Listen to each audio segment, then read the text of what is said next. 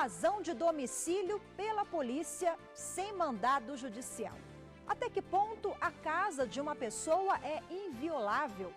O tema mobilizou intensos debates no plenário do Supremo e, por maioria, ficou decidido que a autoridade policial, em casos de flagrância delitiva, pode sim forçar a entrada na casa de alguém sem a necessidade de mandado judicial de busca e apreensão. Só que para ser legal a medida, terá que ficar comprovado que dentro da casa esteja ocorrendo um crime. A ação também terá que ser justificada pela polícia.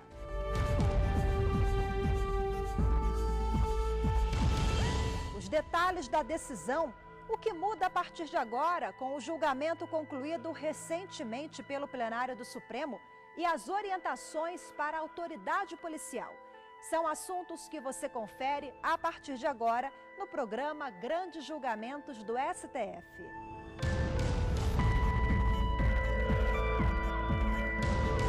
Eu penso que a sociedade precisa também ter uma segurança, uma salvaguarda, sobretudo os mais pobres, mais humildes, de não terem sua residência invadida com truculência por um agente policial.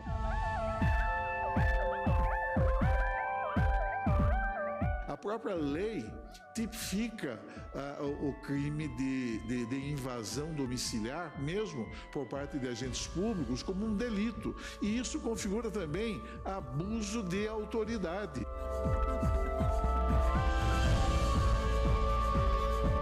Foi observado o inciso 11 do artigo 5º da Constituição Federal? Não.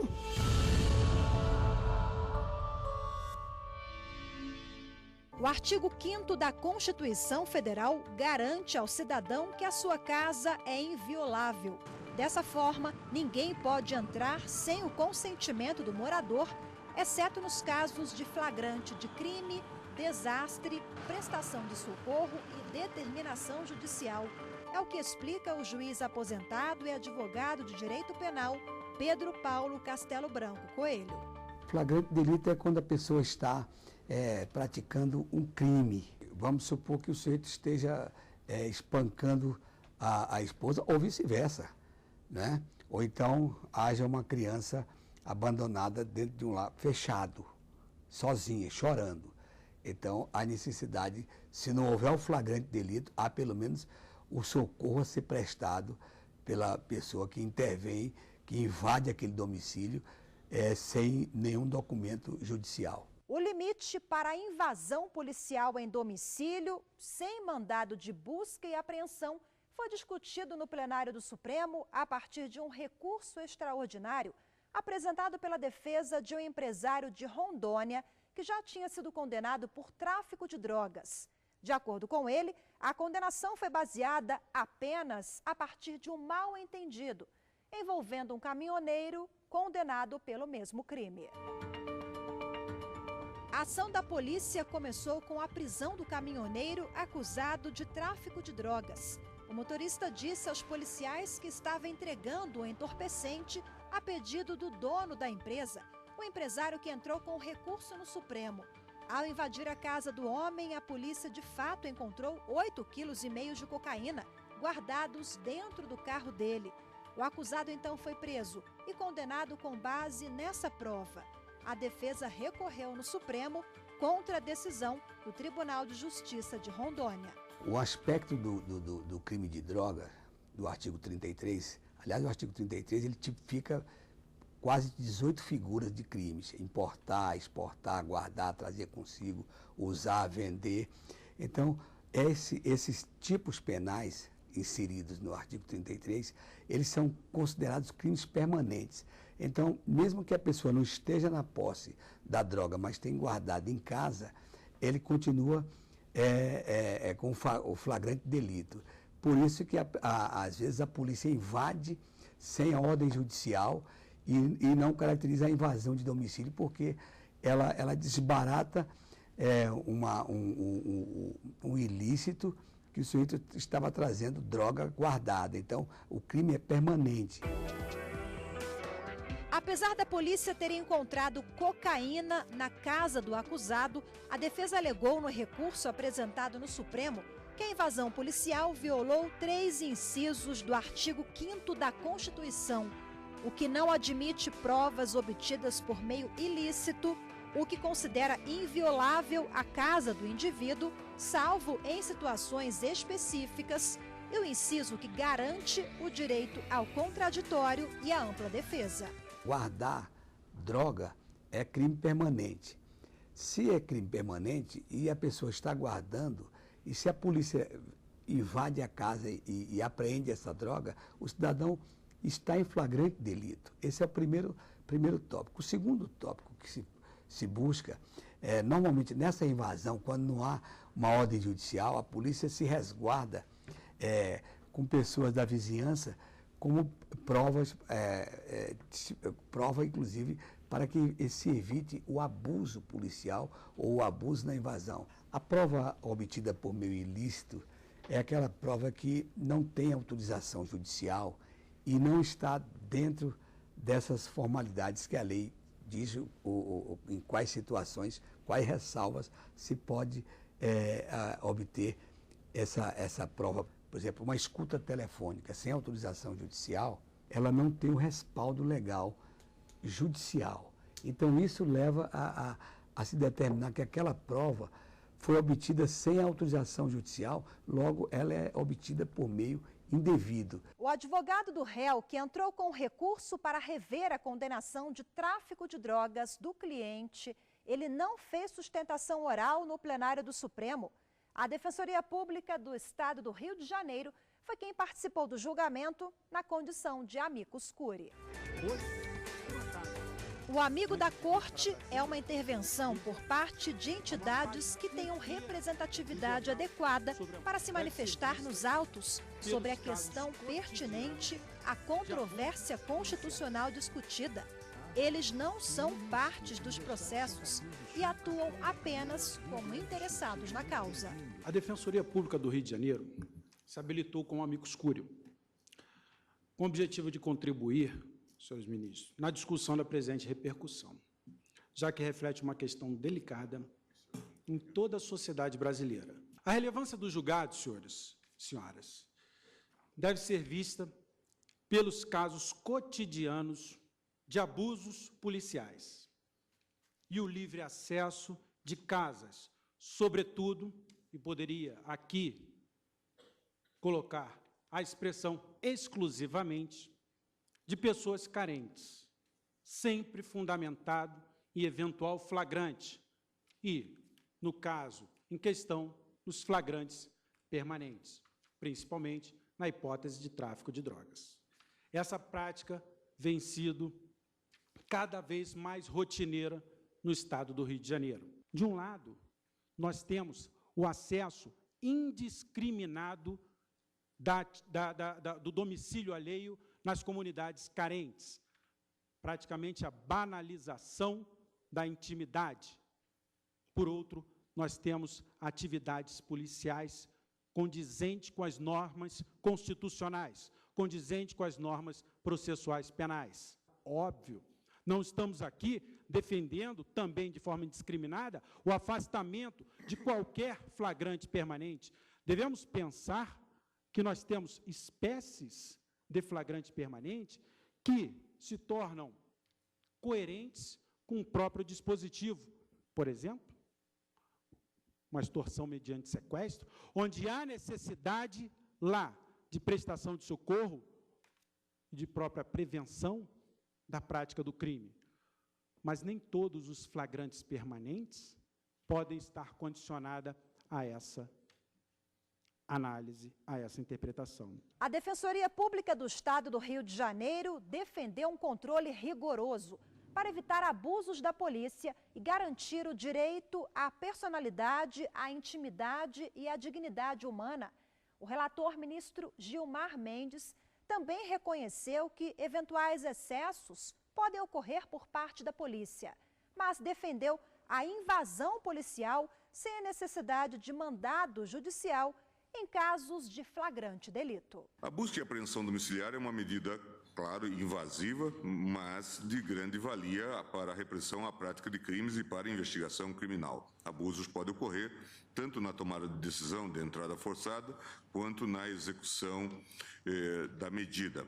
As comunidades em situação de vulnerabilidade social são especialmente suscetíveis a serem vítimas de ingerências arbitrárias em domicílios. Daqui a pouco você confere mais um trecho do voto do relator ministro Gilmar Mendes. Conheça os argumentos da divergência e os demais votos dos ministros da Corte. Até já!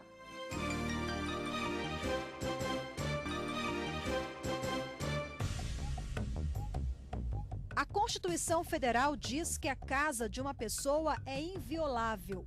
Ninguém pode entrar sem autorização do morador. É um asilo da pessoa, é onde a pessoa se resguarda com sua família. Chama-se é um asilo que a Constituição resguarda como asilo inviolável. Mas ela faz uma ressalva. Só se pode penetrar nesse asilo, se houver flagrante delito, se houver um desastre, se houver a necessidade de prestar socorro.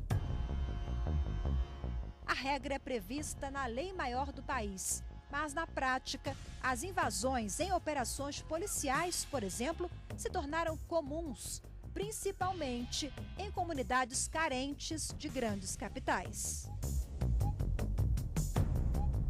E na tentativa de frear as ações injustificadas, o plenário do Supremo defendeu o controle do poder de polícia nas invasões de propriedade particular sem mandado judicial. A decisão foi durante o julgamento de um recurso extraordinário. Se nós não colocarmos alguma limitação ou alguma responsabilização, nós sabemos como as coisas acontecem na vida real. A polícia invade, arrebenta, sobretudo, com casas mais humildes, e depois dá uma justificação qualquer, a posteriori, de forma oral, na delegacia de polícia. Eu penso que é necessário que nós estabeleçamos, desde logo, como fizemos na súmula 11, alguma formalidade que esta razão excepcional seja justificada por escrito, sob pena das sanções cabíveis. Essa questão é extremamente grave, muito sensível. Lamentavelmente, registram-se episódios de arbítrio policial, de medidas intrusivas, violadoras desse espaço que a Constituição consagra como intocável. A controvérsia começou com a prisão de um homem condenado por tráfico de drogas em Rondônia e veio parar no Supremo, em Brasília, por meio de um recurso extraordinário. A defesa alegou que a busca e apreensão na casa do acusado foram feitas de forma ilegal. O relator admitiu abusos em algumas operações policiais e, para conter a prática, defendeu um controle rigoroso por parte do Poder Judiciário e da própria corporação. Em consequência, resta fortalecer o controle a posteriori, exigindo dos policiais a demonstração de que a medida foi adotada mediante justa causa. Ou seja, que havia elementos para caracterizar a suspeita de que uma situação que autoriza o ingresso forçado em domicílio estava presente. O modelo probatório é o mesmo da busca e apreensão domiciliar, fundadas razões, artigo 240, parágrafo 1º do Código de Processo Penal. Trata-se de exigência modesta, compatível com a fase de obtenção de provas. É amplo o leque de elementos que podem ser utilizados para satisfazer o requisito. O policial pode invocar o próprio testemunho para justificar a medida. Claro que o ingresso forçado baseado em fatos presenciados pelo próprio policial que realiza a busca coloca o agente público em uma posição de grande poder e, por isso, deve merecer especial escrutínio, não, certo? Para compatibilizar os direitos. A maioria acompanhou o voto do relator. O Supremo determinou que a autoridade policial pode sofrer punição disciplinar, civil e penal se não conseguir justificar a invasão. Após a invasão sem mandado, caberá ao Judiciário, via audiência de custódia, avaliar as razões que justificam a ação. Eu acho que esse ingresso violento, sem uma justificativa mais elaborada, tal como ocorre aqui na súmula vinculante número 11, em que é preciso justificar por escrito. É claro que não se pede uma tese do policial, mas ele tem que fazer lá um boletim, dizer, olha, aqui houve um flagrante delito, perigo de fuga, etc., etc., sob pena de responsabilidade disciplinar, penal e civil do agente da autoridade de nulidade do ato. A súmula número 11 do Supremo, citada pelo presidente, se refere ao uso justificado das algemas durante as prisões. Ela foi editada pelo tribunal no ano de 2008, também para evitar constrangimentos e abusos por parte da autoridade policial. O que não é possível é que haja uma invasão de domicílio e depois não se encontre nada e a polícia simplesmente pede desculpas depois de arrombar a porta do barraco ou da casa de luxo de alguém, ou o ingresso num condomínio fechado, que seja. É preciso encontrar um ponto de equilíbrio que seja ao mesmo tempo uma garantia da casa e, portanto, também uma possibilidade da realização de atividades policiais que sejam legítimas. Também vou acompanhar o eminente relator, conforme Sua Excelência fez ver no seu aprofundado voto, embora muitas questões periféricas e nem tanto ainda comportem uma meditação em outras oportunidades para clarear e esgotar o Instituto. A verdade é que o cerne da tese aqui proposta, ela é a tese que é compatível não só com a Constituição, como também com os tratados e convenções internacionais a que estamos submetidos. Da mesma forma, endosso a tese e que, a meu juízo, tem um caráter mais abrangente que aqui se fazia necessário por todas as razões que já foram explicitadas, porque ela não se cinge, a tese, a afirmar a rigidez da prova obtida mediante busca e apreensão em residência sem autorização judicial, mas se manifesta sobre a forma como há de proceder a polícia para que a sua diligência a ela se reconheça validade. A divergência foi aberta pelo ministro Marco Aurélio. No caso concreto julgado pelo Supremo, ele chamou atenção para o fato do réu ter sido condenado após a entrada de policiais na casa dele sem mandado de busca e apreensão e por denúncia feita por um outro homem que também já havia sido condenado por tráfico de drogas. O motorista que estava conduzindo o caminhão a droga indicou que o estava fazendo a pedido de uma certa pessoa. E aí o que fez a autoridade policial? Ao invés de bater na porta do judiciário e pedir o mandado de busca e apreensão na casa desse cidadão, resolveu invadir a casa. Indaga-se, foi observado o inciso 11 do artigo 5º da Constituição Federal? Não. Agora, o que eu receio muito, presidente, é que a partir de uma simples suposição, e de bem intencionados o Brasil está cheio, né, se coloca em segundo plano uma garantia constitucional, que é a inviolabilidade do domicílio. O próprio juiz só pode determinar a busca e a apreensão durante o dia, mas o policial, então, pode, a partir da capacidade intuitiva que tenha, a partir de uma indicação, ao invés de recorrer à autoridade judiciária, simplesmente arrombar a casa, entrar na casa e aí fazer busca e apreensão e verificar se tem ou não o tóxico. Não se avança culturalmente assim. Eu creio que precisa o Brasil combater esse mal maior, que é o tráfico de entorpecentes, mas em direito o meio justifica o fim, não o inverso. Mas a inviolabilidade domiciliar não tem caráter absoluto. Ela cede, mesmo durante a noite, em determinadas situações que se acham tipificadas no próprio texto constitucional. E mais do que isso daí, é preciso que haja causa provável. E a causa provável, no caso, deriva da necessidade de satisfação de uma exigência fundada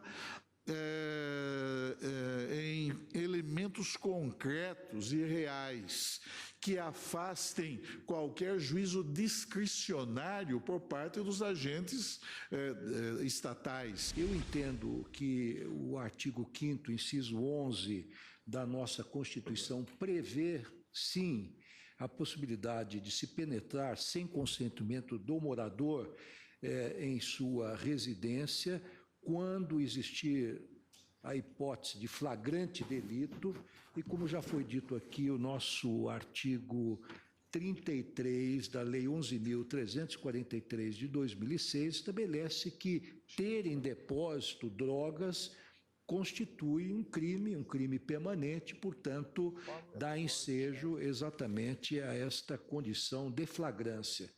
Eu lembro que esta expressão flagrante vem de flagrare, no latim, que significa queimar, portanto, exige-se uma atuação imediata da autoridade policial para evitar que o crime se consume ou que o crime se perpetue. Portanto, nesse caso, está justificada a invasão do domicílio sem a autorização competente do magistrado. E com o reconhecimento da repercussão geral, a partir deste julgamento, concluído no plenário no mês de novembro, os novos processos de busca e apreensão em domicílio, sem mandado judicial, deverão se enquadrar nas regras definidas pelo Supremo. O próprio Código Penal fala no artigo 150 as situações de invasão de domicílio, que leva, às vezes, a uma situação do policial até se responder a processo crime e a um processo administrativo, né? E, às vezes, com caso de suspensão e até demissão do servidor que pratica essa invasão de domicílio sem autorização judicial e sem aqueles casos que a lei exige que se faça de imediato a invasão domiciliar. A seguir, conheça o texto da tese aprovada pelo tribunal para evitar abusos em invasões sem autorização judicial. Até já! Olá! No programa desta semana vamos falar sobre a administração pública e o dever de administrar bem. Qual é o perfil deste gestor? Quem explica pra gente é o mestre em Direito Paulo Fernando de Mello. Para debater o tema, eu recebo aqui nos estúdios da TV Justiça o mestre em Direito Internacional Júlio Edstrom e o doutor em Direito João Rezende. É no Academia, eu espero você. A Justiça Eleitoral está sempre buscando novos caminhos para tornar o sistema de votação cada vez mais transparente. E as próximas eleições vão contar com um novo avanço tecnológico, o QR Code. Com ele, através do seu celular, você vai ter acesso a todos os resultados de cada sessão eleitoral. Funciona assim: após o término das votações, o boletim de urna é impresso com o QR Code e fica exposto em cada sessão, através de um aplicativo que será disponibilizado gratuitamente pela Justiça Eleitoral. O QR Code é lido e transfere todas as informações para o aparelho. Ou seja, você pode auditar os resultados na hora e comparar com a apuração no site do TSE. Tudo simples, rápido e muito importante, mantendo o sigilo dos votos dos eleitores. Com o QR Code, você vai ganhar mais um lugar de apuração nas próximas eleições, o seu celular. Saiba mais em tse.jus.br. Justiça Eleitoral. A justiça da democracia.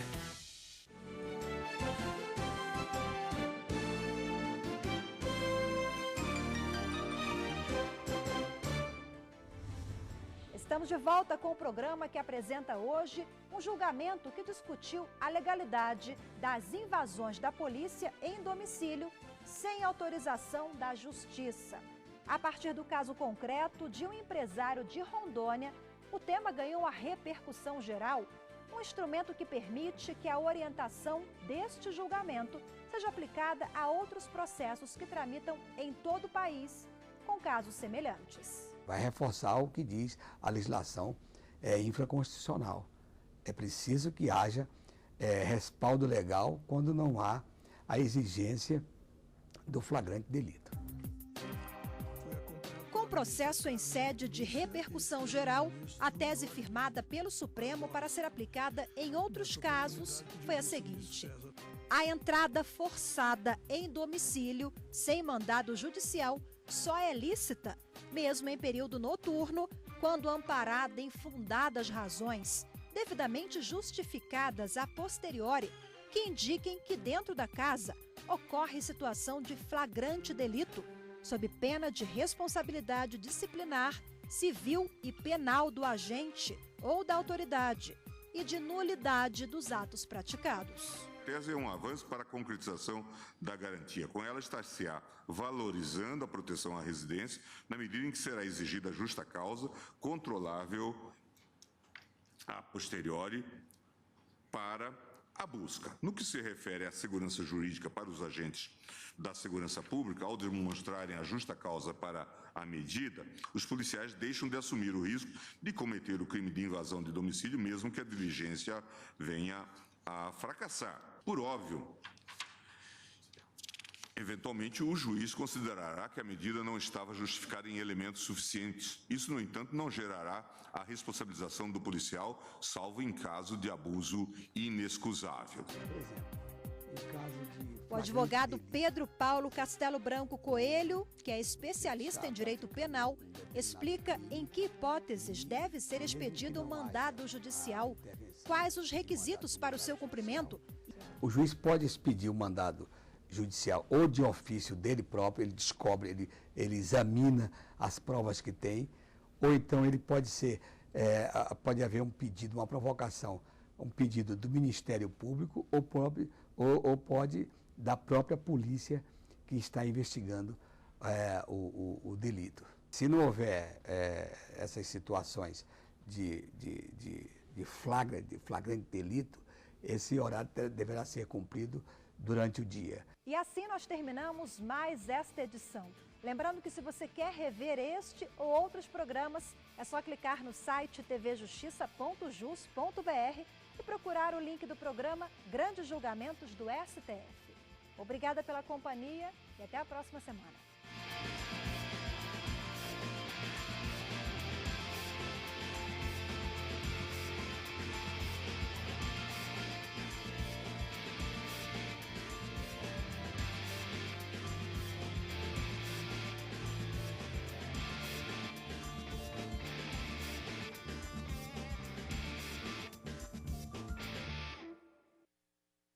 No Brasil, ainda existe